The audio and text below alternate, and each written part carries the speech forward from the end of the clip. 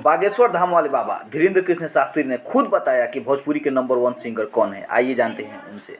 भोजपुरी गीत के माध्यम से और दिल्ली में भी आपने जो समाज सेवा की, वैसे हमारी व्यासपीठ हमेशा संतों का नाम लेती है।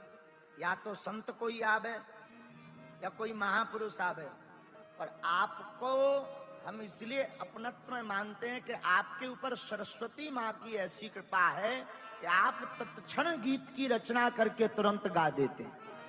वो आनंद के पल हमें भूलते नहीं। जरूर पूर्व जन्म का हमारा कोई नाता रहा होगा।